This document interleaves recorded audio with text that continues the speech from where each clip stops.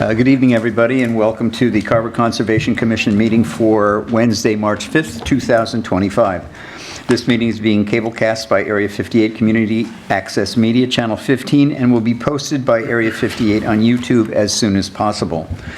Our agenda this evening is not too busy, but let's get right to it.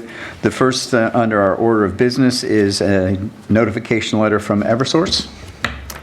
Yes, so I had sent you guys all a copy of this letter. It's essentially, it was from Eversource to install underground counterpoise in the right-of-way, which is directly next to the Carver substation off of Route 58.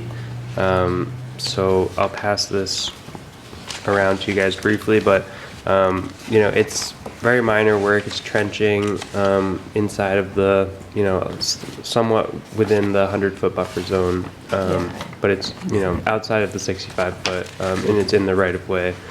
So I've already emailed them back and said, you're good to go. They're going to do this work in March, but I just wanted to let you guys know that that is going on, as well as we also received like the standard Eversource notification that they're going to be doing vegetation management in the right-of-way. So that's pretty standard. They do that almost every year, once a year, and that will involve some treatments with herbicides along the right-of-way, as well as like physical, you know, tree trimming, brush removal, but that doesn't involve any, you know, like excavation or work within the wetlands other than just standard vegetation management. So that will also be going on as well. So if you guys have any questions about it, feel free to reach out to me, and you know, they'll give us an update if there's anything more to add on that. Okay. And it's allowable by our bylaws because it's infrastructure, utilities. Okay, we will read the minutes after everything else. First up is a continued public hearing on 78 North Main Street. Since it's continued, I do not have to read this. It has been given a DEP file number, SE 126687. We did hear this, we had this hearing on our last meeting, and we were just missing the DEP file number, the NOI number. So I think that all we have to do is vote on it, really. Yep, unless there's any public comment. This is a public hearing. I know Eric's here, but I think we covered everything the last meeting. Okay. I will entertain a motion then to close the hearing. So moved. Second. All right. It's been moved and seconded to close the public hearing on 78 North Main Street, DEP 126687. All those in favor say aye. Aye. Any opposed? Hearing none. It's approved unanimously. And I will entertain a motion to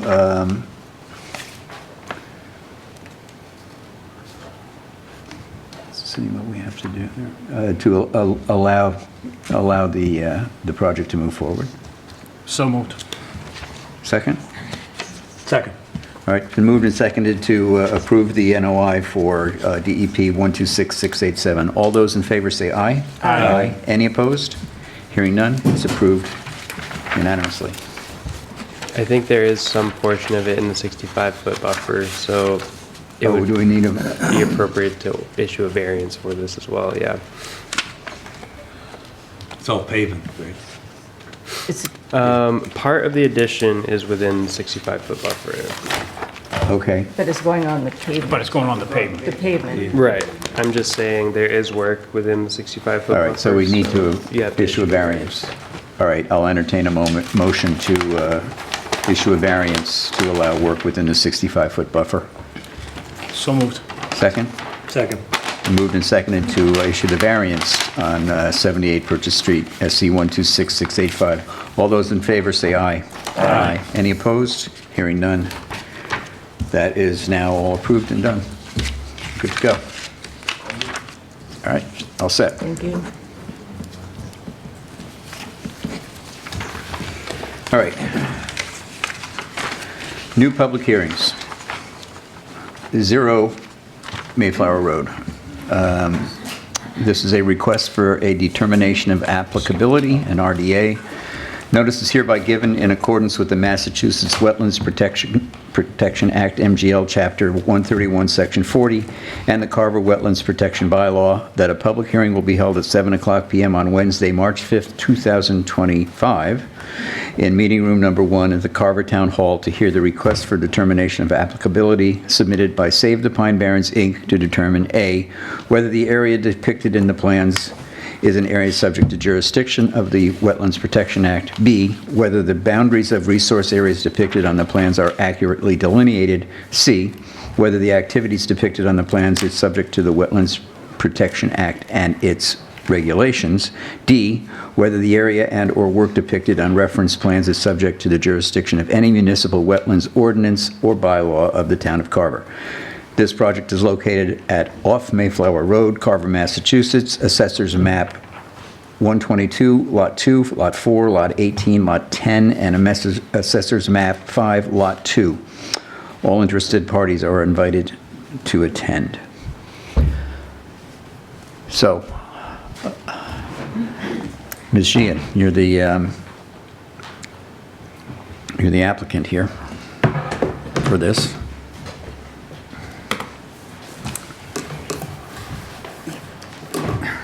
Thank you.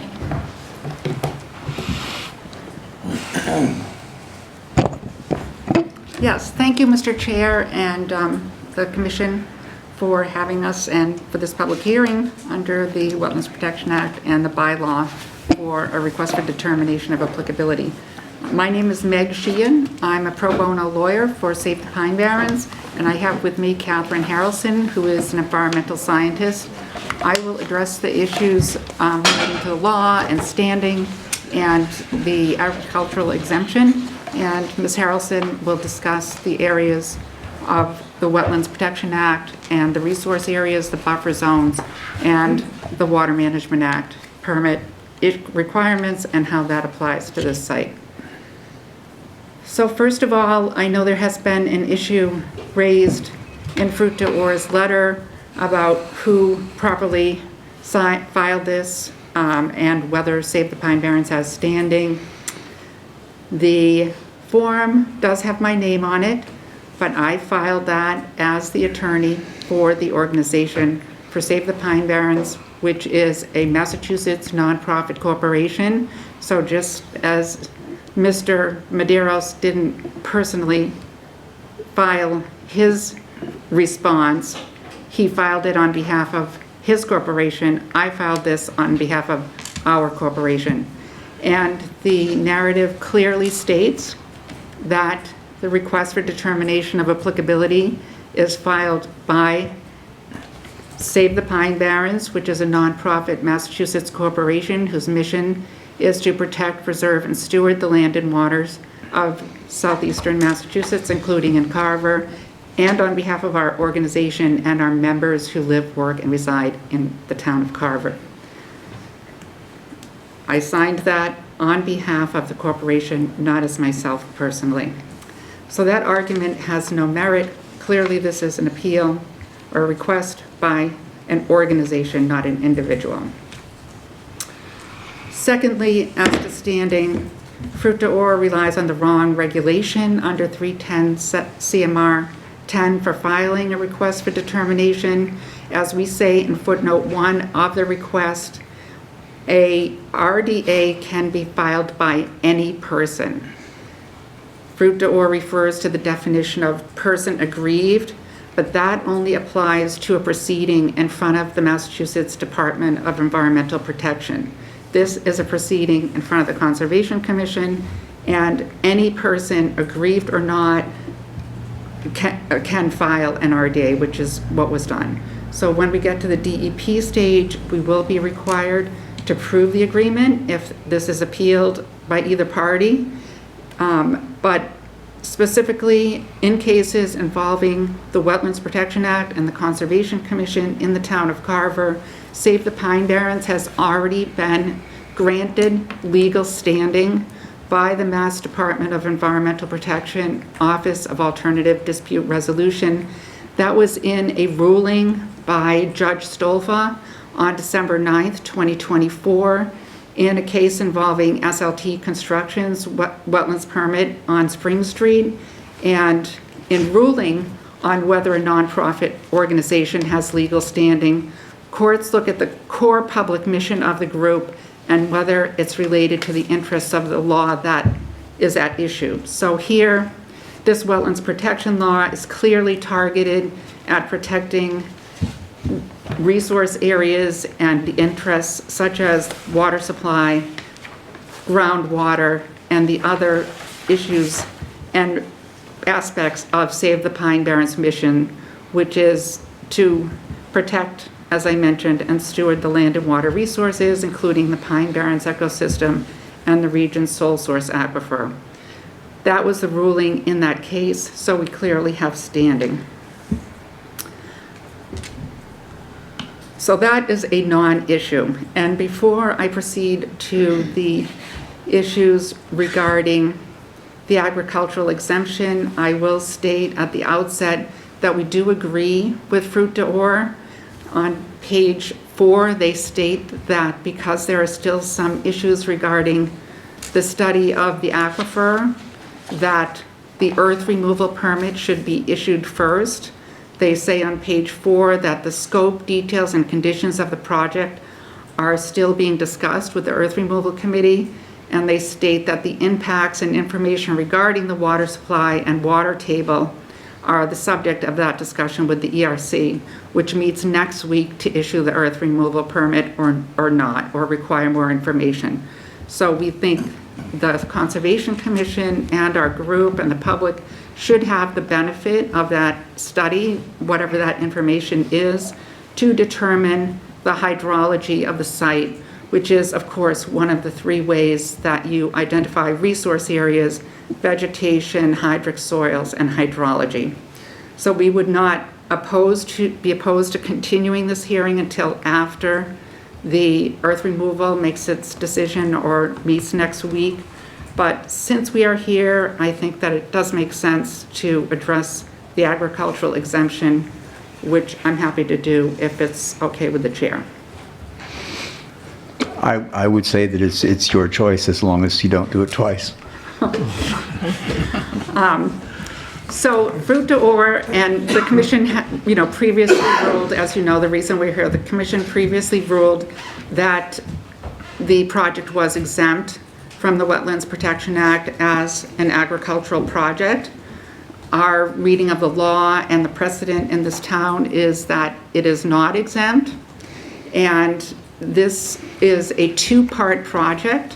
First, it's an earth removal project. That's why they're getting an earth removal permit. And then it is to create, allegedly, a water supply or water hole for an agricultural project. In Carver, until recently, the Conservation Commission issued orders of conditions for projects just like this. Specifically, I'm talking about the most relevant example that the commission is familiar with, I'm sure, the agricultural reservoir on Meadow Street that was constructed by Betty Mackey and Alex Johnson Cranberry and G. Lopes Construction since 2011, and that went on until recently when it just closed. But in that project, that's a 10-acre reservoir, just like this. There was buffer zone, and at the time, Sarah Hewins, your select board member, was the conservation agent in Carver, and she issued an order of conditions for that project. There are many other examples where the commission has issued orders of conditions and required notice of intent for agricultural projects. 104 Tremont Street, Federal Furnace, Cranberry Bogs, 2010, agricultural project, order of conditions. You have two pending right now, 46 Federal Road, Cranberry Bog, and reservoir construction. The commission issued orders of conditions. Makepeace tried to claim that that project was exempt. They have given up on that claim, and we just recently, yesterday, filed our final briefs in that appeal, and they have abandoned that agricultural argument. So there was also the project at 104 Tremont Street, the ongoing earth removal project by E.J. Pontiff, agricultural construction. They filed an order of condition, they filed a notice of intent, and the commission issued an order of conditions for an agricultural project with work in the buffer zone. So there's 10-year precedent and 1-year precedent, and this project is no different from that. It involves work in the buffer zone and in the bordering vegetated wetlands, so there's really, just based on precedent, no reason to exempt this. Again, it's a standalone project, this earth removal, so it's clearly not exempt. But even for the sake of argument, if you were to look at whether the land where the reservoir is being constructed is land in agricultural use or the improvement of land in agricultural use, it is not under the definitions because it has to be presently and primarily used in producing or raising one of the commodities, agricultural commodities. It's a forested upland. It is not being used to produce cranberries right now. The other part of that is that it's related to producing it, or customarily, presently and primarily used in a manner related to it, but it's not directly related right now to doing anything except earth removal.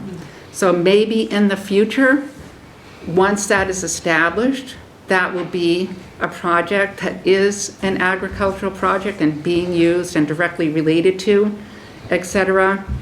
So Catherine will address further why the work right now is not directly related to cranberry agriculture, but common sense says that the bog's not built and there's no proof that the water is needed to actually raise these agricultural commodities. Even if you considered this an agricultural project, you would have to look at the rest of the regulation that Mr. Medeiros did not quote in his letter. He left out part of it. You have to look at the limitations on how big a tailwater pond or water hole or whatever you want to call it can be. There's a limit. You cannot alter a buffer zone or bordering vegetated wetland more than 20,000 square feet for creating that. So if you were allowed to do this, it would be limited to 20,000 square feet to be exempt of alteration. Beyond that, you have to file a notice of intent. And as we have alleged and shown in our request for determination of applicability, the bordering vegetated wetland was not properly delineated. Areas of it were ignored, and so there's no way to tell whether this project meets the 20,000 square foot limit. So the RDA should be granted. They should be required to apply for an order of conditions and delineate the wetland areas as Catherine will discuss further. Thank you. Thank you. My name is Catherine Harrelson with Community Land and Water Coalition, Plymouth-based nonprofit organization. I'm going to talk to you about impacts to the resource areas on site and further information about their water withdrawals under the Water Management Act. Just a quick and brief site description about some of the resources that are present on site that could be impacted by this project. Just a basic site description. According to Mass GIS in the town of Carver, online GIS, the site consists of the following resource areas: cranberry bogs, shallow marsh, deep marsh, and bank to Dunham Pond. The site also contains forested swamp deciduous, wooded swamp coniferous, and open water. The site lies within the town of Carver zoning bylaw Aquifer Protection Overlay District. The site is mapped as critical natural landscape and core habitat by Biomap 3, and we provided a screenshot of this map in our RDA application. Community Land and Water Coalition, as part of its RDA application, provided a USDA NRCS custom soil report for this project. We believe that an NOI should be required to be filed for the site so that the applicant is required to provide a complete Mass DEP soil evaluation for the Conservation Commission to review to determine whether or not this project should receive an order of conditions. Our USDA NRCS custom soil report provides the following information: land classifications, the ecological site name, ecological sites classification, soil properties and qualities, and also soil physical properties or not, all of which information we believe is critical for the Conservation Commission to evaluate in determining whether or not this project should receive an order of conditions.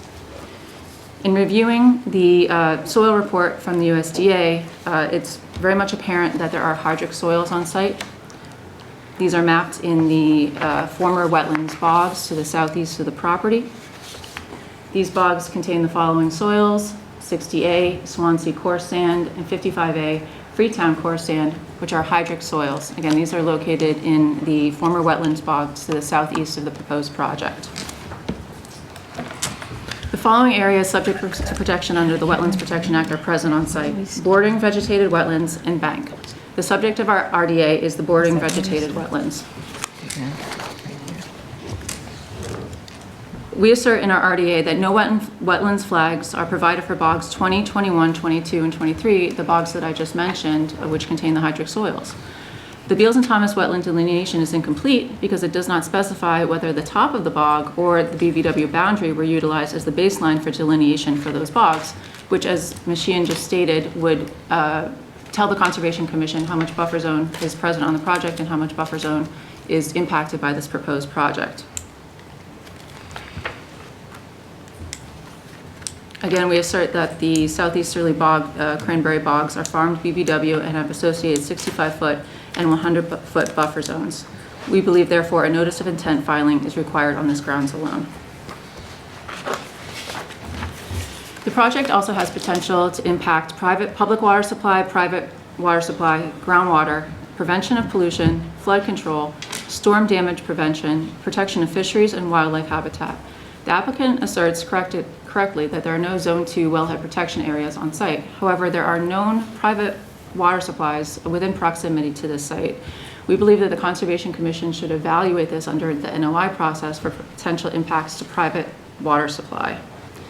There are wells located within 2,500 feet to Dunham Pond at 82, 153 Mayflower Road, 129 to 153 Tremont Street, and 1 to 6 Crow's Nest Road. These public and private wells are in the town's aquifer protection zone and the Plymouth Carver sole source aquifer, which have the potential to be impacted by this project. Again, we believe this should be evaluated during the NOI process.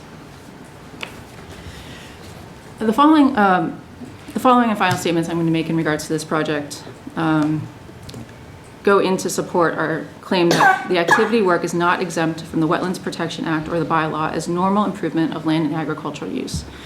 We believe that the applicant has not met the burden of proof of showing that this agricultural reservoir is directly related to the production of an agricultural commodity. As you know, in our RDA, we've done research into the permitted water withdrawals for this applicant under the Water Management Act.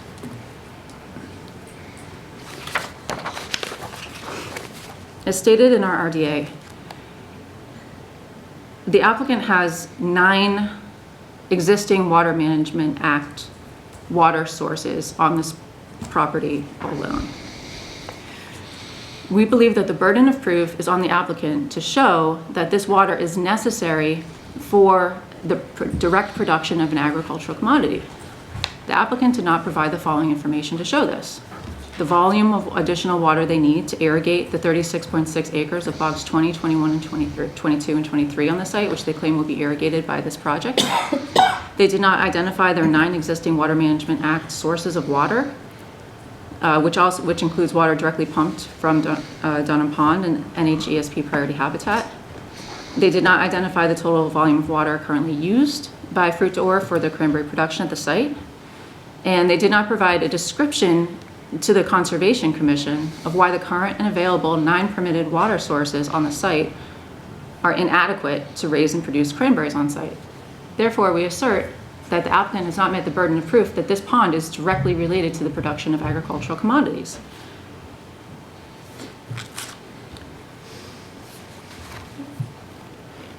And partially to address this, a few days ago, the applicant provided a letter to the Conservation Commission. And it looks like I'm going to be able to pull it up right now. Excuse me for using my computer. I just thought it would be better to read directly from this than to print it out. In order to address some of these assertions in our RDA, the applicant provided to the Conservation Commission their Conservation Farm Plan, which is updated in 2023. And they referenced this in the letter to the Conservation Commission dated February 27, 2025. We asserted in our RDA that they did not that this information would be required in order for the Conservation Commission to determine whether or not the project needed an NOI, which they did not provide. They have since provided it. And they're using this to assert the proof that this pond is directly related to the production of agricultural commodities. However, there are only vague and general statements in this farm plan as to why an agricultural reservoir would be needed for the direct production of an agricultural commodity. There are general statements in the beginning of the farm plan about drought, the reliance on Dunham Pond as a water source, the need for additional water conservation measures on site, which also includes bog modernization, switching to a different type of berry, and improved and updated irrigation systems. All of these are water conservation measures, which the applicant is in the process of providing. However, there's no reference whatsoever to this particular agricultural reservoir in the farm conservation plan. In fact, it states quite the opposite. I'm going to scroll down to, give me 1 second, it's page 16.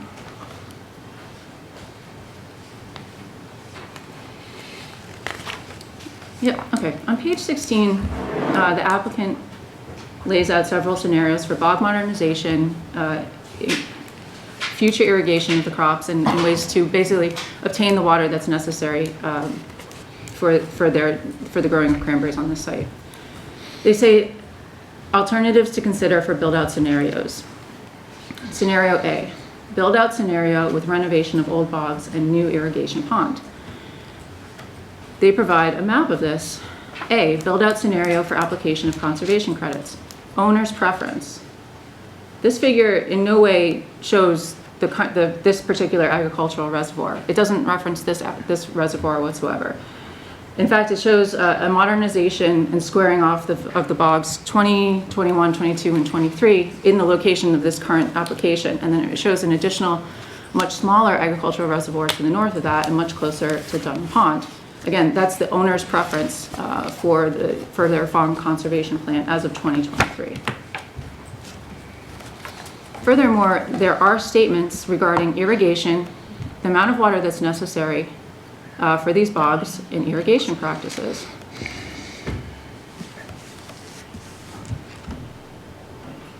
And excuse me, just give me 1 second while I find it.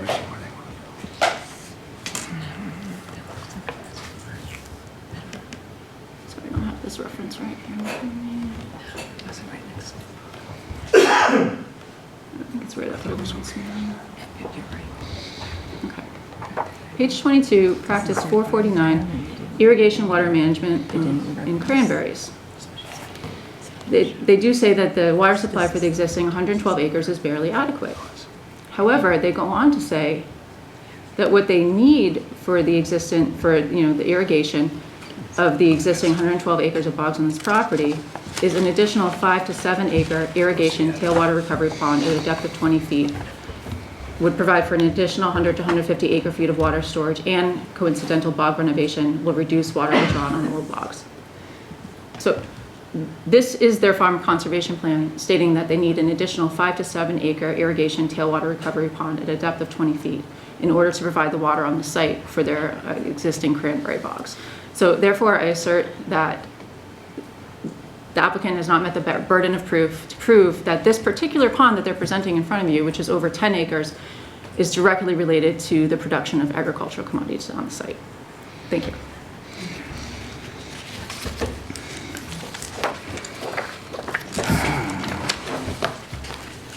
Any questions? We'd be happy to answer any questions. I guess that I'm going to go around. Oh, should we pass? So, We have Catherine, extra copies of the RDA. Would you like them? oh, I mean, we all got copies of We all got the them. 53 pages. Thanks, it was really fun reading. I appreciate your work on that.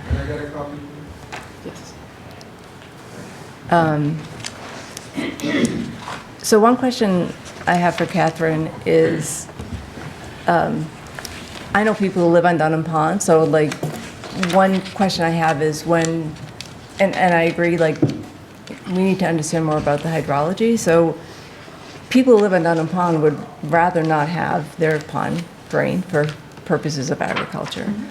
So when we're presented with the option, and even the state has asked bog owners to create their own private, reservoirs.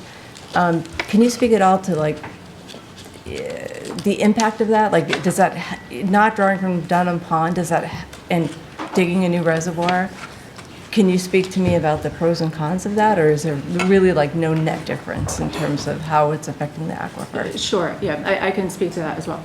So Fruitor is not the only cranberry grower who withdraws water from Dunham Pond. There's another cranberry grower who also withdraws water from Dunham Pond as well. Also, in their letter to the Conservation Commission and to the Earth Removal Committee, they state they're not going to stop withdrawing water from Dunham Pond. They're going to continue to withdraw water from Dunham Pond for, I believe, the flooding of one of their additional bogs as well.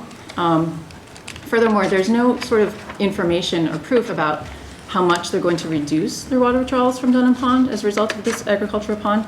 And we're stating that the implications of this project are so deep that they need an NOI application in order to evaluate it. And further on that point, I would note that in 2016, the same company with Mr. Hanula obtained an earth removal permit to construct a tailwater recovery pond and irrigation pond on this same property. And the basis for that, is stated in the minutes of the Earth Removal Committee, is that we're going to stop taking water from Dunham Pond. They have not stopped taking water from Dunham Pond since 2016. It's been going on for 10 years. There's no evidence that they're going to stop now. So that should be somehow put into their Water Management Act permit, which is a state permit that regulates how they can use Dunham Pond. Thank you. Welcome. Dave? Yeah, so you're saying that their consultant didn't delineate the wetlands properly? Is that what you're saying? Yes, we believe that they used the border of the wetlands as to calculate the buffer zone, but they didn't actually there are no wetland flags out there. There's no stations to evaluate. And so so the exact measurements, or, usually there's some sort of GIS, pinpoint that you can do to actually map the buffer zone to a wetland. And the buffer zone wasn't provided on their plans that they submitted to the ERC. So, the exact impacts to the buffer zone are not calculated as part of their application. Okay.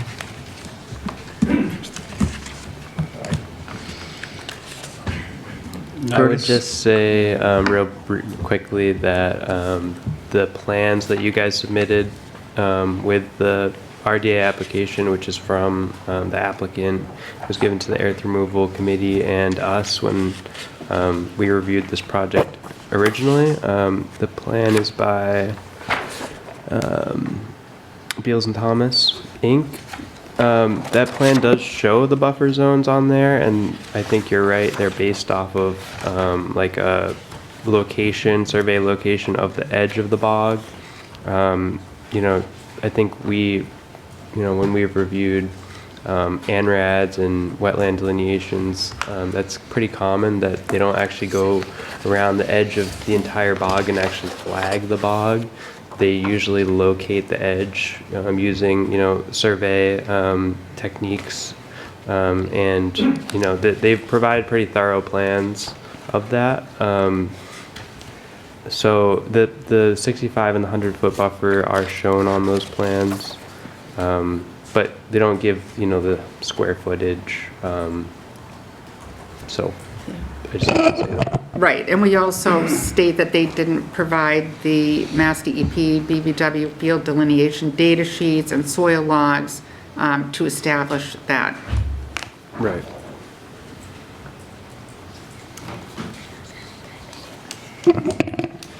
So we went out there and looked at it a couple months ago, whenever it was. There's like one small area there, right? Yeah. That was impacted, that was it within any, that was like a staging area, right? I mean, is that? The area that was under our jurisdiction. Yeah, the areas under the, within a So buffer this zone. is like a blown up version of the plan. There is, it's a large site. This is a very large site. And this reservoir is very large. As they've stated, it's 10.5 acres. So it may not look like a small area. It may look like a small area on those plans, but it's a significant amount of buffer zone that's impacted around, like they said, the wetland bogs to the southeast. They are wetland bogs. That's been confirmed by their consultant. There is, I don't know the exact amount of square footage, but it's all buffer zone, as we discussed at our last meeting about this. And I didn't see any BVW impacts. I know you guys mentioned that there are impacts to the BVW itself, but I didn't see any of that on their plans. So I guess that would be one question I have, is where are these impacts Oh, no, to the sorry. BVW? Yeah, that was a little confused. So we list in the RDA application that the resource areas on site are BVW and bank, but this is a buffer zone project to the BVW. Right, yep. But regardless, it's not exempt. That doesn't make it exempt because it's just buffer zone.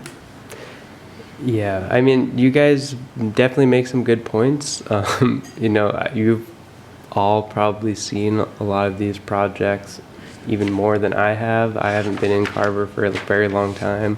I think you guys made some great points that I tend to agree with. But I don't know, I think the sticking points of, the difference between your opinion and the Conservation Commission's earlier review of this is, number one, is it land in agricultural use?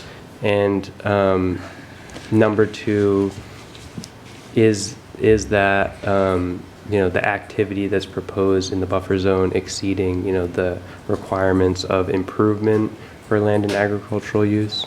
And I think our initial take on this was that the area where the reservoir is proposed, like you said, it's a large wooded upland area.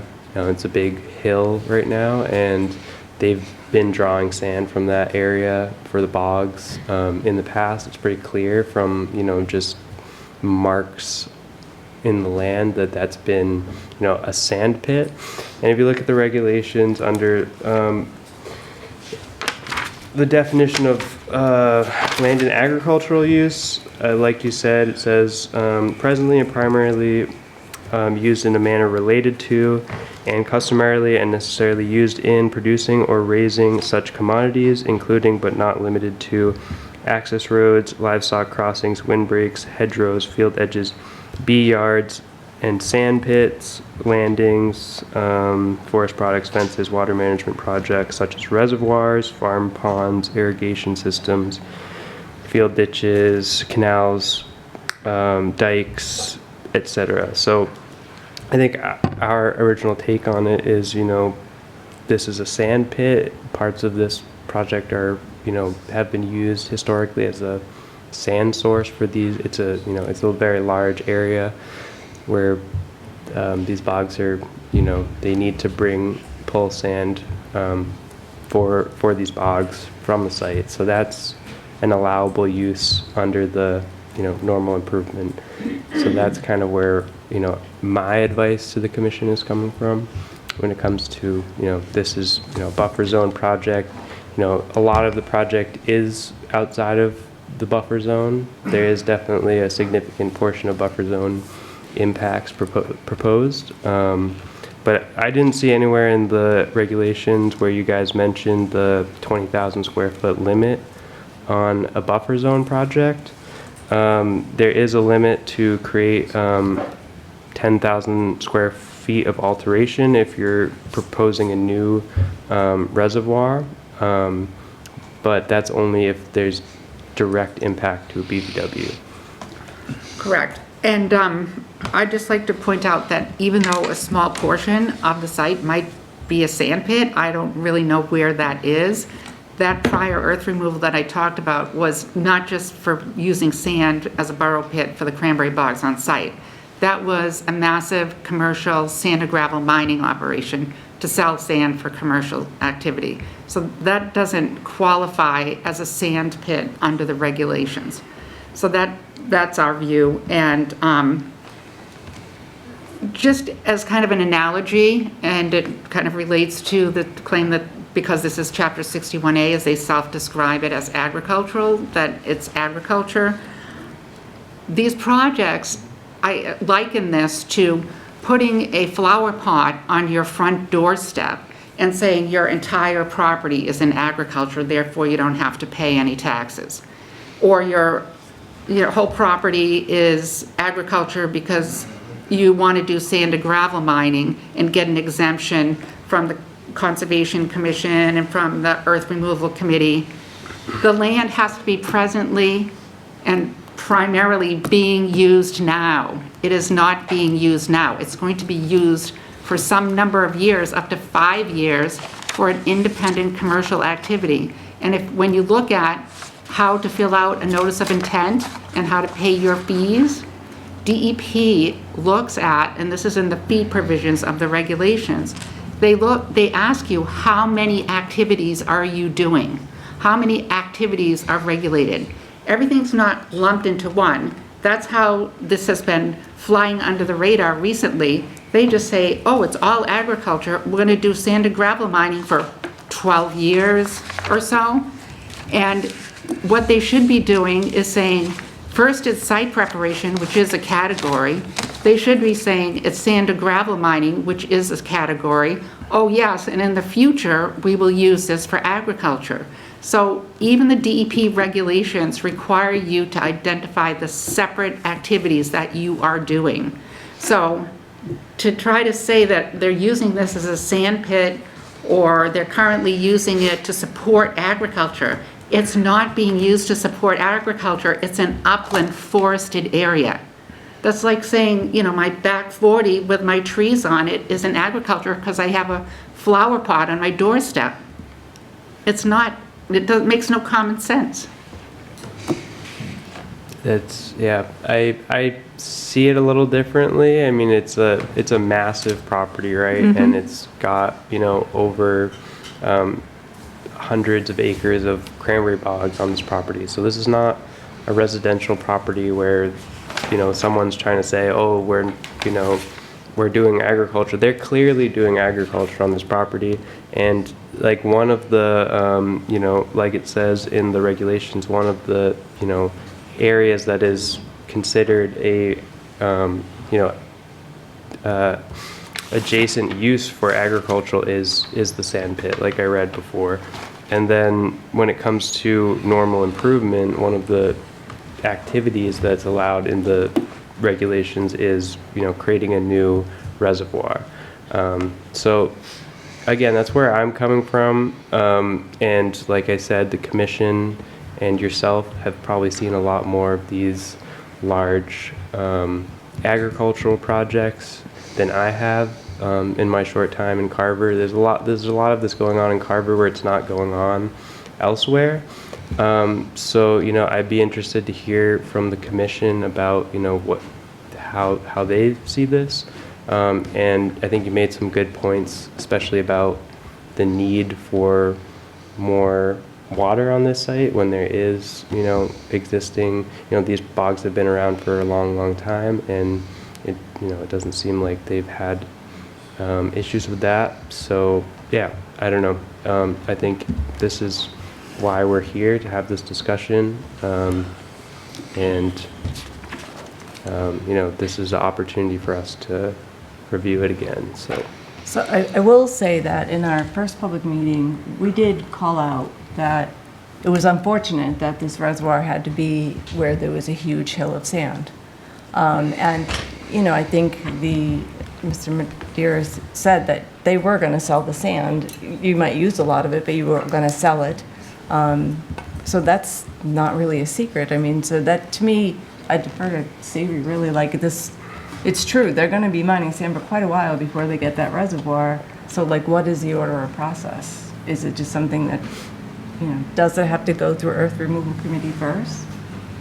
Since the reservoir might not be in for, they're going to, yeah. Do you mind? It's Mr. Chairman. Frank Medeiros, attorney for DR Real Estate USA Corp. This project is actually going to be built in phases. At the end of each year, we're actually going to need to manage the dikes. There is going to be a water source there at the end of the first year. So it's not like we're going to wait for 5 years until this can be utilized as a water source. Each year, there's going to be one phase. We have to go back in front of the ERC with an as-built if there are any issues with neighbors in terms of water quality, contamination in affected wells, anything of that nature. We'll have to address them at the end of each year before the permit is renewed. So it's not a 5-year project that comes into effect at the end of 5 years. It's going to be effective at the end of the first year, and then more effective at each year thereafter when it's renewed until the end of the project of 5 years. If I may just ask one question, how do you differentiate between this and, say, the Mackey project on Meadow Street, which was exactly the same thing, a buffer zone project with a reservoir that Sarah Hewins, as the conservation agent, required in order of conditions, and the many, many other agricultural projects that have required order of conditions? Why is this different? I don't know that I'm familiar with that project, but it sounds like you guys are more familiar with it than me. Where is this project? On Meadow Street? It's on Meadow Street, and South Meadow Street, or no, just Meadow Street? Just Meadow Street, and it's Betty Mackey's Bogs, right on the Weeweeantic River. They're pumping water out of the Weeweeantic River, and they went to the Earth Removal Committee in 2010 and said, we're going to stop pumping water out of the river so that we can help the river, et cetera, and we're going to build a 10-acre water hole, 20 feet deep, I believe. They excavated to 50 feet deep. The project ran from 2011 until, there were lawsuits, et cetera, to try to get the Earth Removal Committee to enforce the bylaw. It only recently shut down in the spring of 2024. So, and there's still no proof that they are using this reservoir, which is 50 feet deep and full of silt, for their water hole for the 12 acres of bogs on the site. So that's another case where there was no direct evidence that they needed the water for those bogs. And Mass DEP issued, Savory was looking at me, we were on the site visit. DEP issued a decision that said this reservoir is 3 times the size of the water that you need for those bogs. So someone has to look at the Water Management Act and say you have 9 withdrawal points already for your 112 acres of bogs, and where are you going to stop taking water from? You're still taking water out of Dunham Pond. You're still using your other 9 withdrawal points. So what actually is the plan for this reservoir? Well, I think that's where a question that exists that can't be answered. How much water they're going to need, because you don't know how much rain we're going to get. Okay, a reservoir, the DEP, Cranberry Management, UMass, there are standards for how much water you need per acre foot of bogs. Old style bogs, new style bogs, right? But there's, Dunham Pond isn't dried up. All our rivers aren't dried up. Are they predicting a drought, et cetera, et cetera? There's no evidence, no evidence. And for purposes of the exemption, you have to show that it's directly related, that the reservoir is directly related to growing cranberries. So prove that there is no water. I don't see a hydrology study here. I don't see a, drought plan, drought management plan. We're in a drought. They have not been unable to harvest cranberries. there's been a proliferation of reservoirs built, I would say, since 2017 or 18, the year that we had the really, really bad drought. I live on Sampson's Pond and went down 18 inches, which was, a lot of water gone. And I know south of Sampson's, where the growers south of Sampson's on the outflow stream, it dried up. They lost their water. So on the east side of Wareham Street, heading towards Wareham, there were reservoirs that were built in almost all those bogs there because people were scared that they weren't going to have the water they needed. I hear what you're saying about determining how much water a certain amount of cranberries needs. What I'm not hearing is how you can guarantee that that water will fall from the sky to give them that. So from an agricultural standpoint, creating a reservoir gives the growers a sense of a security should worst case scenarios happen. Okay, well, that's not a legal standard, and that's not what the regulations say. But it's what you're asking. You're asking them to determine. Yes, scientifically.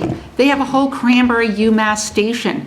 They have scientists. They have hydrologists. They're going to make $15 million or whatever off of hauling the sand out of here. Maybe they could spend some of that money on a hydrology study to show the public exactly where their water is coming from, exactly what the impact is going to be on withdrawing, on digging this aquifer, digging into the aquifer. I mean, this is a whole nother point with the regulations. Yes, work outside of the resource area and the buffer zone is not regulated unless and until you can show that the work is going to alter a resource area. Well, this massive change in topography, hauling away the sand and digging into the aquifer will change the stormwater runoff patterns. It will change the hydrology. This is a known scientific fact. Okay, so why don't they show how this is going to impact the aquifer and why they need to make such a dramatic change in order to supposedly grow these cranberries on 112 acres when they have 9 other water sources and they are drawing out of Dunham Pond. That's one of the water sources, but. Right, includes Dunham Pond. Which So- has nesting eagles, by the way. So, we need some science here. We need some proof. We're tired of hearing that the cranberry growers are scared. I'm tired of hearing that Makepeace needed that 24-acre reservoir on Federal Road that they dug into the aquifer with no plan, no nothing. What? To haul sand and gravel out of there. That was the sole reason. And the extent and degree of reservoirs that are being dug under the pretense of we're scared and there's a drought coming is really horrifying across the region. Whether it's Plymouth or Carver or anywhere else, and it's all the same aquifer. And this cannot go on without some science.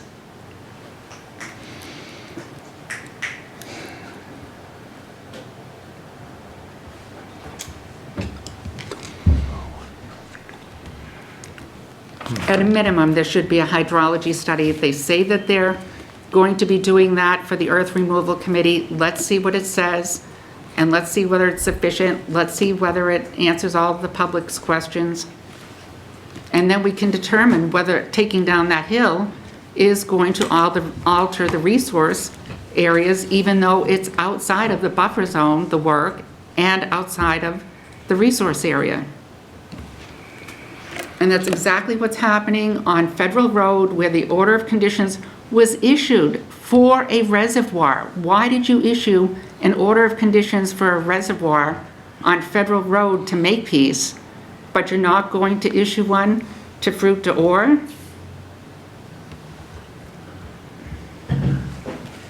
So you're saying that the Earth Removal Committee is requiring them to do a hydrologic study? Is that According to their letter, okay? their February 27th letter, page 4, says that they are talking to the Earth Removal Committee about the hydrology, because at the last Earth Removal Committee meeting, residents came in and said they were concerned about their wells. Well, that's good then. Okay. Right, so let's see what that says, because, and whether it's adequate. And again, I just would like to know the rationale. Why does Makepeace need an order of conditions for a reservoir in the buffer zone on Federal Road, but Fruit to Ore doesn't? When was the federal, do you remember? Yes, it was February of 2024. Well, there were two prior ones, 2011, 2017, and 2024. So you've issued 3 orders of conditions for 46 Federal Road for Makepeace to build bogs and a reservoir in the buffer zone. As well as the Mackey site, as well as the Pontiff site, as well as the old Federal Furnace site.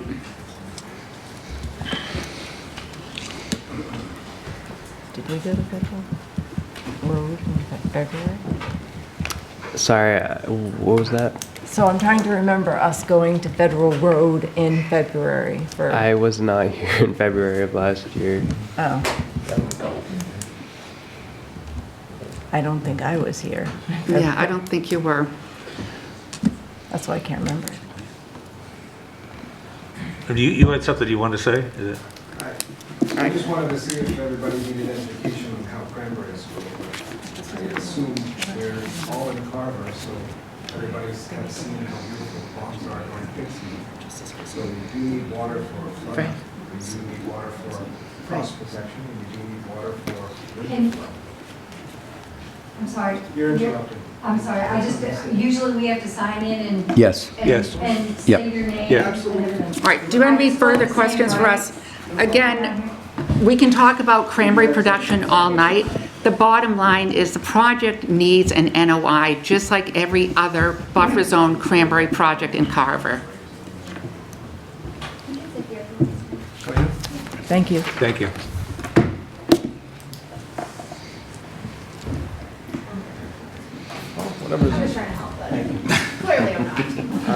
As a local cranberry grower, Emil Taya. Let me just put my name in. What's your name? What's your name? Where are you from? I wrote it down, Emil Taya. How I spell? Would you usually have to tell them? Oh, yes. Yeah. Like, we all have to do this. Emil C. Taya. Civil and environmental engineer, cranberry grower. Just to help educate everybody in the audience, and the board as well knows, we all need water to grow cranberries. That past year was an enormous drought as well, in addition to the 2018 drought we had. We need water for crop protection, we need water for winter flooding, and we also need it for harvesting, harvesting our cranberries. So though there may be 9 water points, not all water points are the same. So having more water is always beneficial. Not draining down the pond would be a benefit for the neighbors as well. Having a localized water source allows less failure points.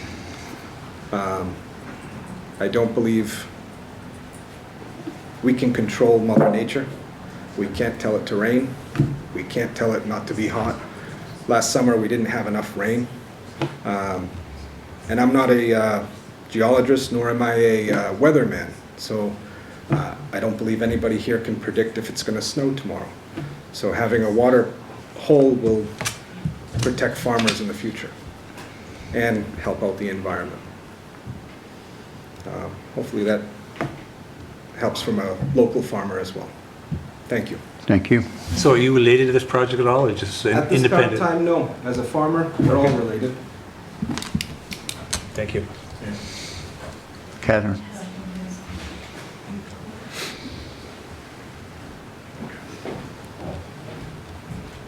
Thank you. I just want to make 2 rebuttal points, please. Number 1, in regards to the sand pit exemption that Emil mentioned, I believe that that refers to a sand pit for sand that would be used on site, for the production of cranberries.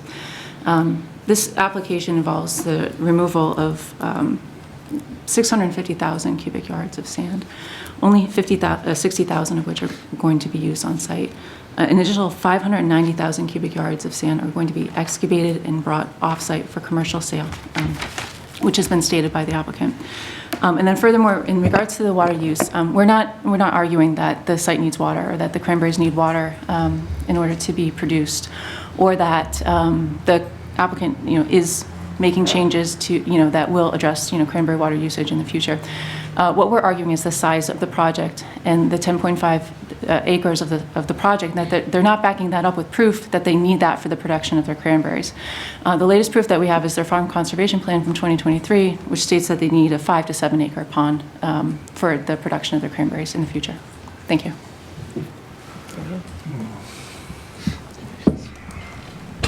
And I agree with you, Catherine. The sand pits that are referred to in the Act as land in agricultural use would be pits that are used for sand on those bogs, which is essentially what they have there now. If you've been to the site, which we've been to the site, there's this long hill, and on the side of that hill, it's clear that they've pulled sand, they've removed the trees in that area, and they pulled sand from there in the past. And that's in some of these large bog areas. What the bog owners will do is they'll take sand from one area in the bank of these forested areas, and then they'll allow that area to kind of regrow, and they'll pull sand from another area. So that's, what we have there on the site now. And that's all I was saying, is that, that does qualify as land that is presently and primarily used in a manner related to cranberry production.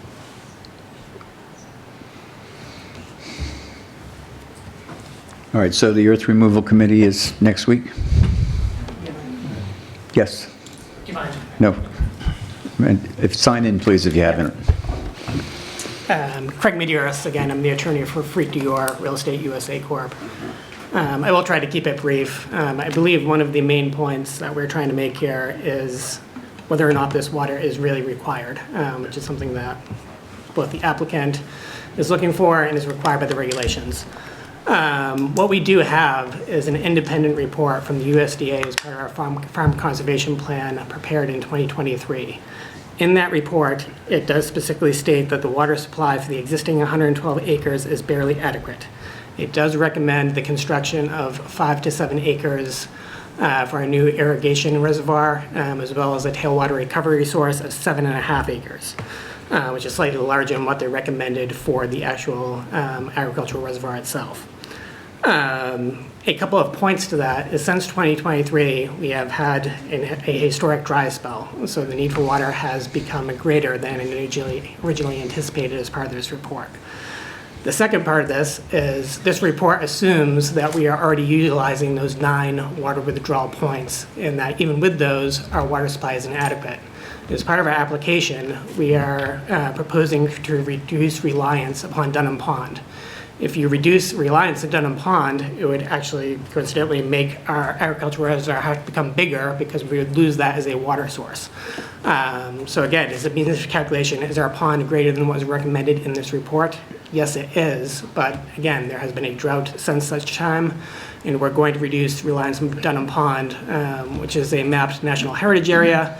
There are benefits to not utilizing that, and that's why the pond requested is larger than was recommended in this report. So I believe it's definitely justified based upon both this report as well as those circumstances that we can construct a pond of this size. Not even taking into account into this is in the future, there are potential plans to construct additional cranberry bogs at the site. If that is done, it would require an NOI and an RDA filed with this board.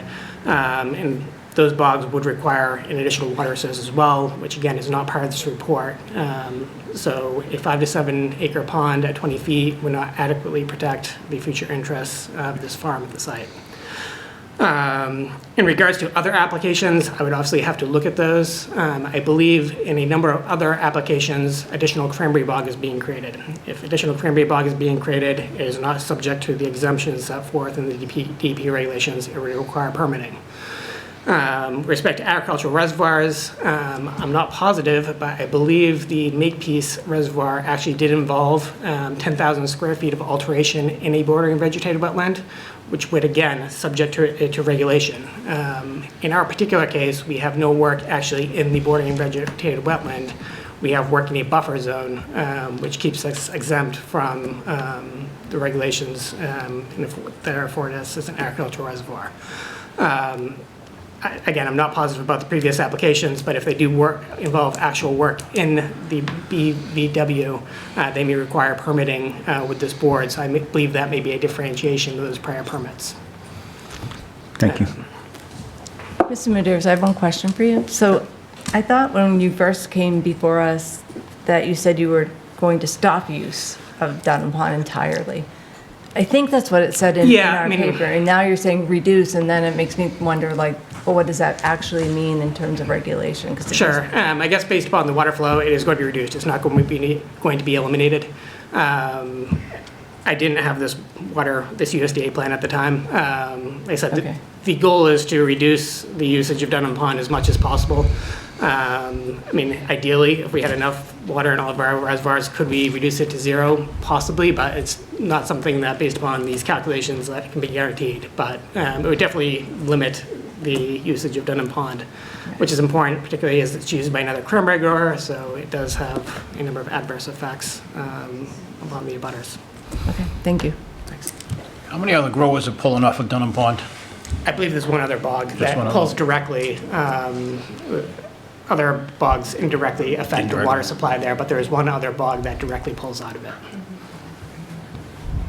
And how deep is the reservoir proposed to be? You mentioned the 20 feet. Is it going to be deeper than that? So the proposed reservoir is 30 feet on our plan. It is something that we have discussed with the ERC. Is a realistic matter. We're not sure that we can get to 30 feet deep. The ERC, when we initially proposed our project, we proposed to dry mine the project, which would effectively mean to dig, build a dam in the middle, keep it dry on one side, and then do that vice versa until you had a very deep pond. However, in order to minimize impacts on the neighboring wells and impacts in terms of sand and dust, they're requiring that we wet mine the project. So as part of the wet mining, we're either going to need a dredge or use a very long extended excavator, which makes it more difficult to dig deeper. So the permit would be up to 30 feet, but as a realistic matter, we're not sure how deep we could go. 30 feet would be a maximum. It would really depend on site conditions and how they could excavate the site. So when you built the reservoir, is there a surface hydrologic connection, or is this it's going to be all groundwater fed, correct? Is that It's going to be all groundwater fed, correct. so Dunham Pond and that reservoir hydrologically connected, basically, through the sand. I mean, Correct. so if you dig over there, or you dry up your reservoir, you're going to drop down upon anyways, a little bit. Yeah, to a certain Right, extent, right, yes, but not right. directly. It's not going to have a direct Right, effect. I right. mean, to the chair's previous point, back in 2018, they effectively completely drained Dunham Pond. There was no water there, get down to, I believe, a foot, and they had patches which were totally dry at that point in time. Again, it was a historic flood, it was a historic drought, and something that may not happen again. But there will be some connection between the two. So there seems to be two issues here, whether or not you need a reservoir, and whether or not all that, you're digging a hill out, right? And all that sand is going to be sold off commercially and not used for agricultural purposes, correct? I mean, that seems to be the issues, right? Two issues, right? Correct. I mean, realistically, if Yeah. you looked at the map for this site, this is the only place that this pond can go. Right. I mean, I understand the argument that we are taking out the hill, but Right. there are no other areas as an alternative for this particular project. It's surrounded on both sides by cranberry bogs. It's obviously intertwined with the cranberry bogs as part of the cranberry bog operation over there. There is no other place to construct, even I believe a 5-acre pond that could act as a water source for these bogs. It's realistically the only place that it can be put. I mean, it's far, I mean, one other thing is, I mean, in theory, could you build a pond close to Dunham Pond? Yeah, but then you Yes, almost- it makes it much worse. I mean, it's a much more detrimental effect to do that. I mean, this is as far away you can go away from Dunham Pond and still realistically build this pond on the site. Thanks.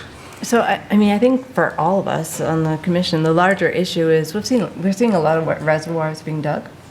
And we've had a lot of abutters come and express concerns about their wells.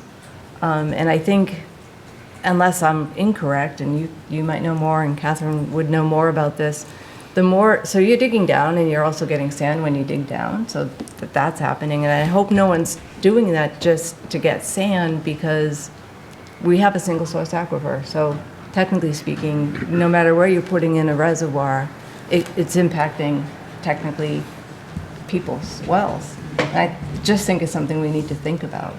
And if I'm incorrect in anything I'm saying, let me know.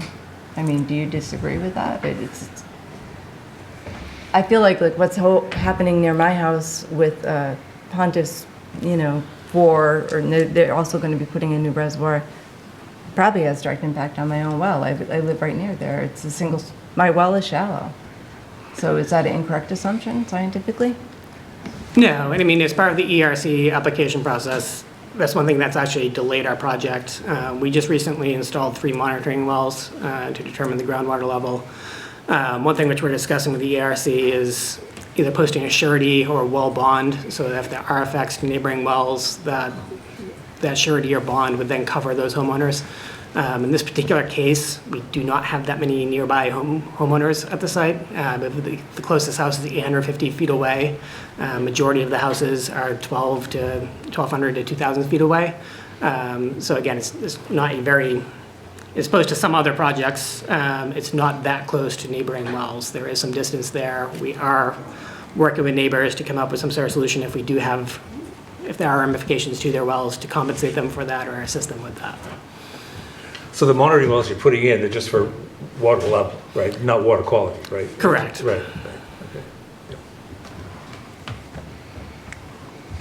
I mean, to one other point, like for some other applications, it sounded like the Mackey application, if they dug a 50-foot deep reservoir that was supported by a 10-acre bog, that does seem excessive. Like, I'm not saying that other applications don't go over the line in terms of what they're asking for.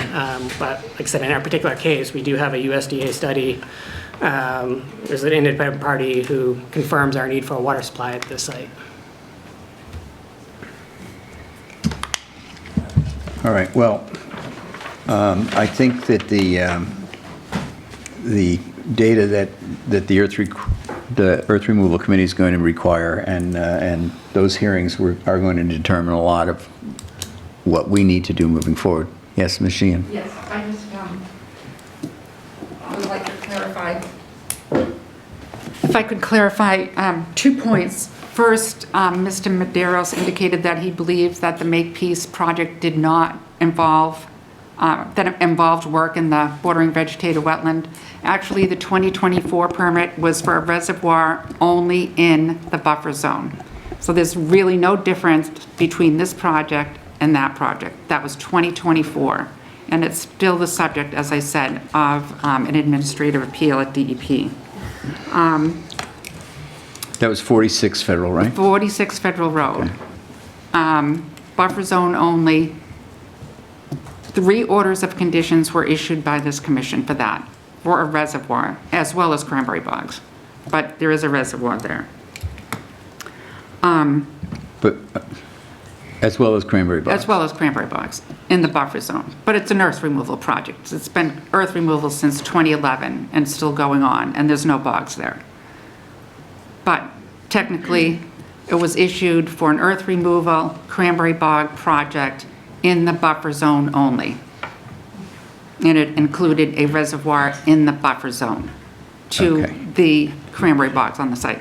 It included it included a reservoir as part of a cranberry Yes. bog project as opposed to being a standalone reservoir project? That's correct. Okay. But there is a reservoir there. And the Okay. Mackey project, 2010, order of conditions by Sarah Hewins for a reservoir only, a 10-acre reservoir, almost exactly like this, take down a hill, dig a reservoir. That project was supposed to be 20 feet. It dug at least 50 feet into the aquifer. No one has measured how deep it is. There's never been a bathymetric survey on any of these ponds, reservoirs, tailwater recovery ponds in the town of Carver. There's self-monitoring only by the excavation companies, okay? So allowed to self-monitor how deep they're going and how much sand they're taking out.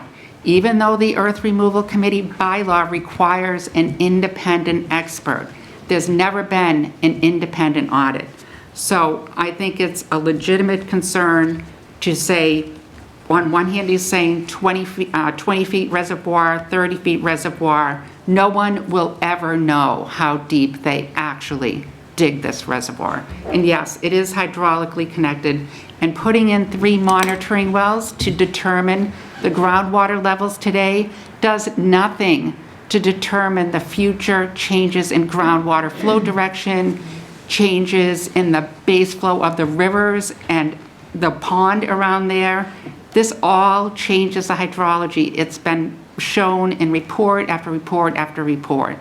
So this is, unless there is a complete hydrological study and not just 3 monitoring wells, there's no way to tell what the impact will be on the resource areas and the buffer zone. Thank you. Okay. Well, you had said earlier that you would kind of like to continue this till after earth removal.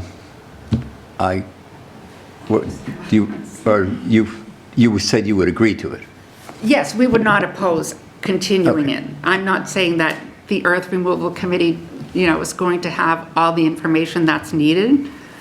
So maybe you want to keep this hearing open, see what they provide, have another opportunity to look at that and That's see what I'm whether it's thinking about doing. sufficient. That's what I'm And then going. decide? That's where I'm going. Okay, thank you. Okay. Just as I said, I'm not sure if we'll be ready after the next ERC meeting. I would guess that we would be ready after 2 meetings.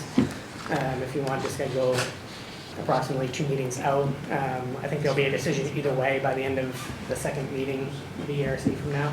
In terms of the- And they meet every other, Meet once a month. they would meet once a month, so you would go March and then again April, Worst, I think it would be either a yay or a nay by the end of April. by the end of April. Correct. All right, Thank you. okay. Any more questions? I don't think so. Thank you. Let me see when our second meeting in April is. 7th. Our second meeting's the 21st, I think. Yeah, so Oh, I think April. April, it April. looks like April 2nd is going to be our first meeting, and then April 16th would be our second meeting. I think that would be after the earth removal meeting. Typically, the earth removal committee meets in the first or second week of each month, right? Yes. Right, Ashley? So 16th, April 16th, does that work for you guys? And I think, like I said in the beginning, like the real question for our board right now is to determine whether or not this is a agriculturally exempt project. So I think it would be worthwhile for me to look at these other files that Ms. Sheehan has, brought up. I haven't had a chance to look at those and compare the project, so I'd like to do that. And I think it's important for us to, look at this and say, is this a project that is, first of all, qualifying as land and agricultural use? And then, is this really a necessary, agricultural improvement project? So those are the kind of things that we need to determine as Okay. this board. Yeah, there have to be a couple of others that we had a negative determination as well. We should find them and see, what those criteria were as well. Yeah, to the compare. RDAs are a little bit harder to search through. I don't have the greatest records, but I'll do my best. Okay. All right, so we're going to go April 16th. All right, so I will entertain a motion to continue this hearing for 3 meetings till April 16th of 2025. So moved. Second? Second. All right. Dave and Ann. All those in favor say aye. Aye. Any opposed? Hearing none. It's continued till April 16th. Thank you.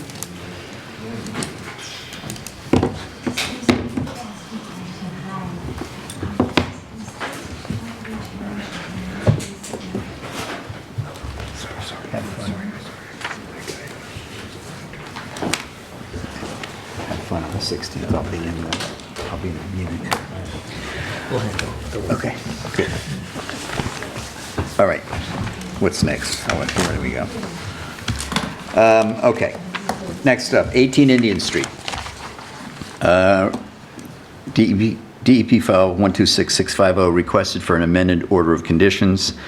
This is another public hearing. New notice is hereby given in accordance with the Massachusetts Wetlands Protection Act, MGL Chapter 131, Section 40, and the Carver Wetlands Protection Bylaw, that a public hearing will be held at 7:00 p.m. on Wednesday, March 5th, 2025, in meeting room number 1 at the Carver Town Hall to hear the request for an amended order of conditions submitted by the J. McKinnon Company, Inc. for modification to the approved plan to eliminate the requirement for wetland alteration and replication in order to maintain the 65-foot no-disturb buffer and to install a split rail fence within the 100-foot buffer zone to a bordering vegetated wetland.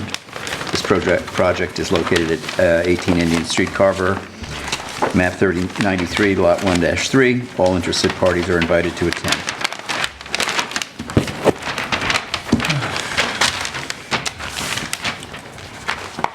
How's everyone doing tonight? Good, thanks. Hopefully this is a little less controversial.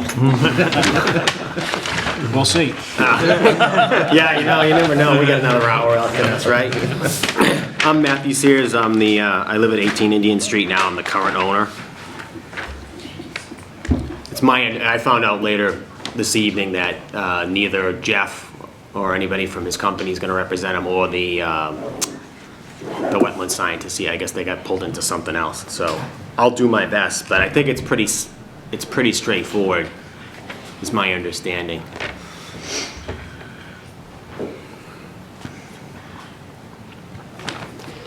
Yeah, so you guys probably recall we had a discussion on this. I think it was later in 2024, and we had visited the site, and we walked the site with the homeowner and her consultant.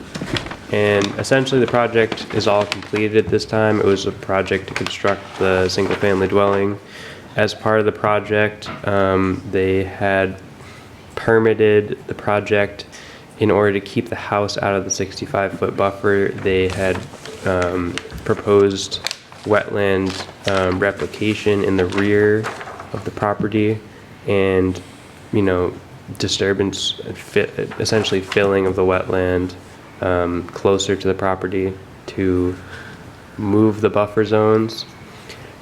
This is not a practice that I support as the conservation agent, and that's why I kind of was working with, the applicant to try and see if there's a way we can, go around doing that, because, it's, essentially going to impact a pristine wetland, for the reason of, scooching a invisible line in the sand back several feet. And the wetland scientist that he mentioned is John Zimmer. He's with South River Environmental. He's been before the board before. He was before the board at our last discussion for this. And he's essentially, said similar comments in his request. So I think, this is just an opportunity for us to revisit this project and see, is it really necessary to fill in the wetland in order to, To make a wetland. yeah. And in order to keep this house, which is already complete and is not causing any, erosion or any additional impacts to the wetlands at this current time. So they have proposed, as you see on that plan, some supplemental plantings within the buffer zone in between the house and the, actual BVW part of the project. So there would be additional plantings in the buffer zone. They've also proposed to put a split rail fence along the rear of the property. I think I'm not sure if that is actually shown on the plan there. Yeah, I was a little confused by that, because when, you may or may not remember this, when we met in December, we talked about maybe like 2 or 3 sections of fence, and the way I interpreted this map, it looked like it had it going the whole way across the backyard, which was not the original intent, because we said we didn't really feel the need to do that, and I would prefer not to do that. So we would do possibly like 2 or 3 sections in front of the work that was gonna be done, the replication work, so. Yeah, and I think that makes sense, Right. kind of along the back of the house. Right. Rather than, because they have a well all the way in the rear there. Right. And that, So where- was part of the project. Where will the split rail fence go? It right is at the top actually of on the green. map. Top of the It green. is, what we had discussed, and is a little different than what's on the map, but you see like the green area where they want to do Yeah. the replication area, Yeah. probably so like from that corner of that area, probably like 2 or 3 sections from starting from there. So Just to kind of delineate where where from the things green are. to the left, basically? Yeah, so a little bit to the, yeah. It's kind of this There are map, 4 yeah, posts. so heading towards There are towards 4 the posts well, there. that area. Okay, I got you. I got you. If I remember correctly, the house next to you had that same fencing. Yeah, they have 2 sections In of fence. sections. Yeah, And 2. we were saying like something like that. Yeah, something from, not yeah, one exactly. long thing is Yeah, what we not talked the about, whole yeah. backyard. Okay, oh, I see. That's Well, what I we didn't talked see them about. there, I got you. And again, if you may remember from the site walk, it's hard to visualize on the map. It's like in a depression, and then there's a hill. Yep. So it Right. really wouldn't even make any sense to do it that way also, Right, too. yeah. But certainly no issue putting it in front of the replication area. And the only other thing I would say that's in the request is that they've included actual request of how they would condition the project. So they say amend special condition 2 to read the actual restoration plan for the approved 500 square foot buffer zone restoration area is to be reviewed and approved by the Conservation Commission prior to implementation. Plantings to be made within the buffer zone restoration area include the following: a 5 to 7 foot tall oak tree sapling, a 10 3 to 5 foot tall sweet pepper bush, shrubs, and 10 2 to 4 foot low bush blueberry shrubs. Once completed, the restoration area shall be monitored for 2 growing seasons. At the end of each growing season, a monitoring report shall be submitted to the commission for review. The final report shall state a survivor rate if 75 or greater of the restoration saplings. Should the survival rate fall below 75% within the first or second growing seasons, deceased plants will be replaced in kind, and the monitoring period will be extended by 1 year.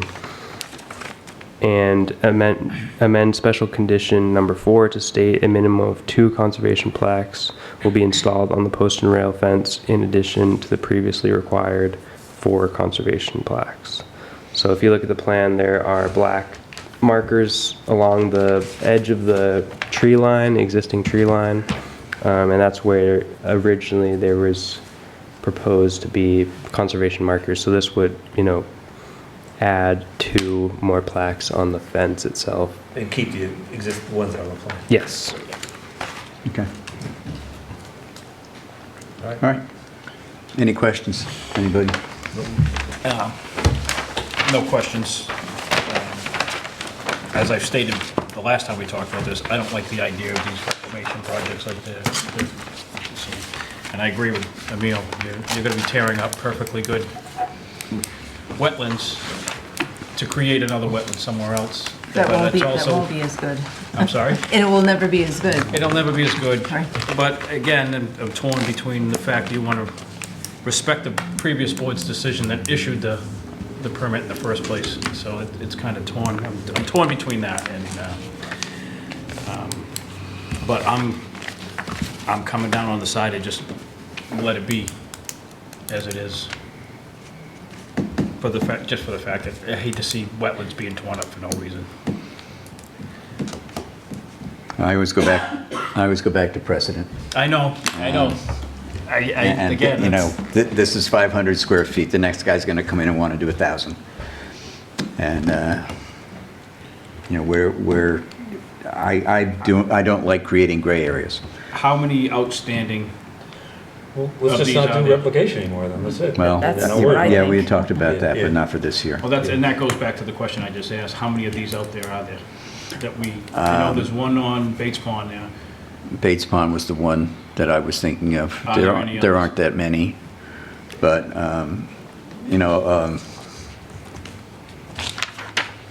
Yeah, to be clear, this project is not proposing any disturbance to wetlands, like as it's shown on this plan. They're The house is not, all at a 100-foot buffer anyway. I mean, so there's a little corner there. that I do not believe is I think those are the previously approved buffer zones. And I don't think those represent the actual buffer zones. The house itself, I think, is probably closer to the edge of the 65-foot buffer. Do we have an as-built of the This original? isn't as-built? No, this is as-built, but what I'm saying is originally they had on the plan these newly proposed buffer zones based on the replication. Okay.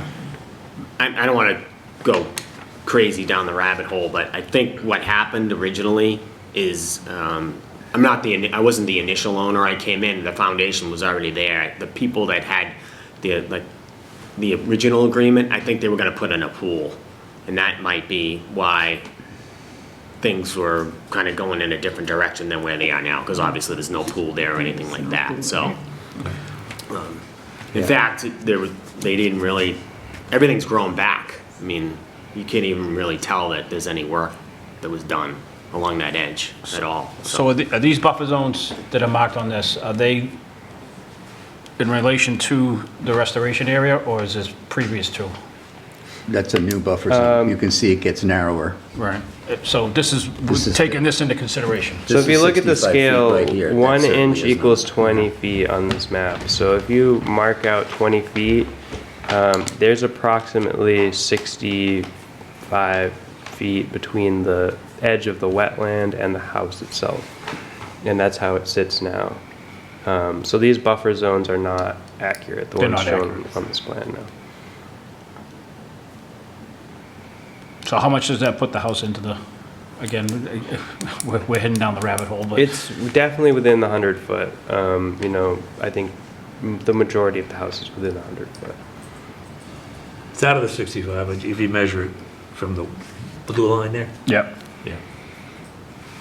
But this goes back to, my initial point is that, it's more of an impact to the wetlands to go in there with an excavator, fill the wetland, then go back, drive your excavator back through a wooded area and then access another part of the wetland and then try and scoop that out and then make that a new wetland area. It's a lot more impact to do that than allow a house 100%. to go, within 60 feet of the edge of a buffer zone. So, I understand that there are situations where, you have to, deny a project based on, them just coming too close. Right. But this is a project that's essentially been completed at this stage. Like Savory said, there are not many projects in the town where we've allowed this. And I think we just need to move away from permitting projects. Doing that at all. Like this, yeah. I agree 100%.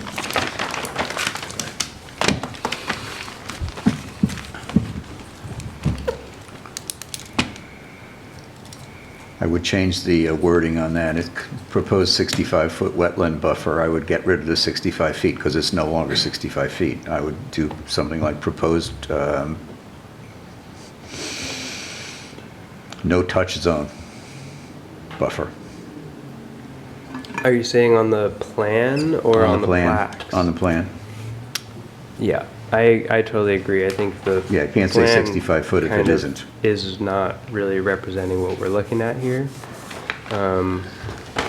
which I'm not really sure why they did it like that, because that's how the project initially. Do you want to was just have them proposed. change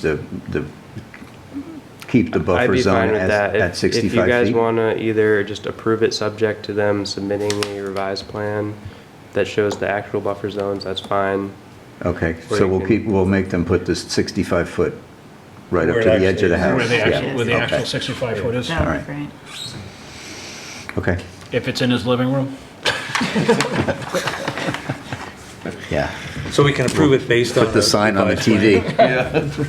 Okay. Yeah, I Alright. mean, this plan, the actual components of this plan are not going to change, but again, the invisible lines on Yeah. Are gonna Yeah. on the ground, so those will change. So I would say, we just add a condition that they submit the revised plan with the complete buffer zones on there.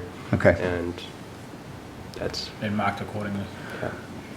that's the plan we'll use As as is. the. You want as-is buffer zone, basically. Yep, and I won't issue the permit until we receive that, and Okay. have it, a little bit All right, any comments solid. from anyone? All right. I will entertain a motion to close the meeting. So moved. Second? Second. And second. All right, it's been moved and seconded to close the meeting on 78, no, 78, no, not 78. 18 Indian Street. 18. Oh, I'm looking at the minutes. No worries. They both have 78 on it. Hopefully I 18 can find my way home. 18 Indian Street, SC 126650. All those in favor say aye. Aye. I will accept a motion to approve the amended order of conditions for the same project. So moved. Second? That amended to, Well, the request was to amend the order of conditions. Okay, all right. So that's what we're voting on. So, second? Second, yeah. All right. It's been moved and seconded to approve the request for the amended order of conditions as described by the conservation agent, and also with the addition of a revised plan showing the actual 65-foot and 100-foot buffer zones in relationship to the wetlands. All those in favor say aye. Aye. Any opposed? Hearing none, it's approved, 5-0. Thank you. thank you. All right. Thank you. Thank you. Emil, will you email the? I will certainly reach out to yourself and Jay McKinney Company and just make all of these comments clear to them. Do you have my email address? I'm not sure. It's if on you're here. If not, I'll there. give it to you. Right. It's on the application, or on there. I don't know if they put my, Did you put it, just Maybe. you I wrote, didn't, you I wrote got it? invited late to the party, to be honest with you. No worries. don't know if I'm Could on you it just yet. write it on the sign-in feel sheet? okay. That way I have it. Yeah, I'll write it on the back of this.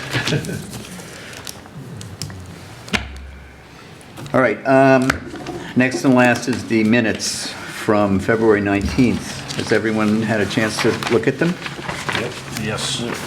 I'll entertain a motion to approve the minutes for February 19th as written. So moved. Second? Second. All right, so moved and seconded to approve the minutes from February 19th as written. All those in favor say aye. Aye. Any opposed? Hearing none. That's approved 5-0. And I will, Did we want to talk about the town meeting at all, or going to wait next time? well, we have our 5, is it still 5? 5 Yep. articles Thank you very much. going in. Thank you, have a good night. One is more clerical, right?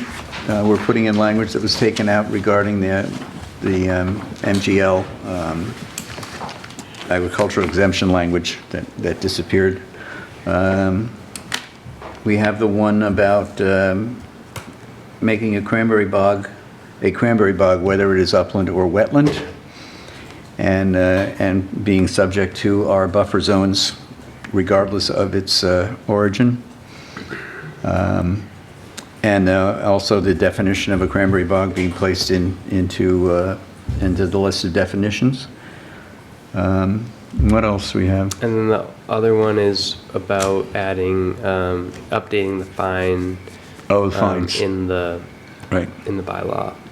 Trying to think if there's anything else. I think the only other thing is adding the word cranberry bog in the statement of jurisdiction. In our jurisdiction. In 2 different places, Right. essentially. So it's just- bog slash comma cranberry bog. Just to 2 bolster different things. those things, but yeah. Right. Okay. And you have a letter that you've written that you want. I haven't written it yet. It's here. Okay. That's dangerous. I think you want Emil to read, right? At town meeting, yes. I will not So- be here at town meeting. Since so- you're not going to be there, do I have to introduce him because he's a non-town? No, we'll take care of that. You might have to. I'm not Yeah, 100% sure, but we can talk to the moderator, Okay. Alan Alan. Germain, about, he knows that I'm writing the letter, and Oh, Alan does. Alan does. I talked to him about my Okay. ability to do that, so. And do you want me to just read it regardless of whether there's any questions, or do you want me to only read it in the case that someone comes and... I think you should read it. That's a tough call. I would think read it. I mean, if Well, how would you- the mood is to approve it without it. That's what I'm saying. I mean, Yeah, no, I think they're that's a good point. relatively straightforward, but you never know. It Yeah, I depends would on the timing at town meeting, like the last year where we changed these in 2023, it seemed like everyone just wanted to get out of there, and they were... They just want to Right, be done. yeah, well, don't Just make approved waves on a everything. COM C, so that's what Exactly. I'll say on that. But, yeah, So- I'm happy to speak to So it. Alan's aware of it, and I probably don't have to do that much then, as the, I don't think so. I think that what happens is that you may have to ask the moderator to ask for a vote of the town meeting members to allow him to speak. him to speak. I mean, couldn't you just read the letter then? Like, wouldn't that be read the letter. Might be more We want to effective. complicate this as much as possible. Yes, yeah. Depends who's the better speaker, I guess. Let's make it 7 steps when one will But do. yeah, I will talk to the town administrator as well and just see if as the conservation agent, I may be allowed to speak. in any I think case. you are, because, I mean, the town planner's allowed to speak, and the health, Then you can meet the whole time. fire department's allowed to speak. So, Joy. so another issue, I mean, are we involved with the property down, the Slocum Gibbs property? I mean, do we have to, as conservation, because we are now holding the easement, I mean, Well, we will be, Yeah. we would be, if it's passed. what do you mean we would be if, we'd hold the CR if it was passed? Yes, if the town votes, if this town votes for the CPC As a money. conservation commissioner, do we have a stance that we should go up there and just let buzzards I bait think we've people? already done that. Haven't we voted to? We've certainly endorse? supported it. I don't think, I know we've supported, but do we need to go up there? and I don't think it introduce says that on the warrant, but I think as a town of Carver citizen, I think that would be a great opportunity just to support a great project. I think it's such a positive project for people in Carver. It meets so many of the goals of the town in terms of the open space goals and the wetlands and water protection. It's a massive piece of property that could be, if it's sold to someone else, it could be Developed or developed. same Who mind? knows what would Right. happen there. Right. So I mean, guess my it, question is, yeah. do we represent it as a committee, or do we just Do get it up as and speak as individuals. residents? in terms Well, of our- the only time that this is going to come up at town meeting is under CPC funding. Right, it's Right. not, it's Right. not, It's it's not nothing being put through else. under conservation, it's being put through under CPC. Right, so then if we speak in favor of this, is this basically as You can speak in residents? favor as a citizen. Yeah, just as a Right, it's Yeah, just But as not as, resident. not as a committee that we don't go up on that. We don't really? No. No, okay, okay. I mean, but you can say like You can say I'm you're on the Ann and Conservation I'm from the Conservation Yes. Commission, and You're we've allowed to do all that. supported, like voted to support this. Okay, that's, Yeah. It just, Yeah. we're not sponsoring it as a commission. right, Right, it's not ours. But, Not but us. again, what has happened with CPC funding in the past is that Bob Bentley puts all of them together as a group and asks the town to approve the group of Which I them. think there's four, There are four four. or There's five four, separate. right, There are four. There are two that have to happen, the school and the administrative fees. And there's two Two of the Connies, historic, yeah, With two the historic. union. two Connies, one of mine, Yeah, and, so there's probably five altogether. There's five. yeah, yeah. Including the property. So it won't be an individual item? it'll just No, be- only if somebody questions it. All right, I got you. Yeah. Or if somebody pushes to have it separated. Gotcha. Then that's an opportunity to speak, but I wouldn't Don't say get it up and unless Right, you speak, speak. otherwise, Yeah, I yeah. got you. Yeah. until it becomes. Hopefully there's no issue. Right. The last big thing that got pushed through was the pickleball court, and everything went through on the same warrant. So Right. it didn't, Right. we didn't have to separate it, so. Okay, Thank you. all right. Anything else? Anybody? Motion to adjourn? So moved. So moved? Oh, Second? All right, it's moved second to adjourn. All those in favor say aye. Aye. Any opposed? Hearing none, we're out. Thank you. Area Sorry, Dave, 58. actually already had it filled out.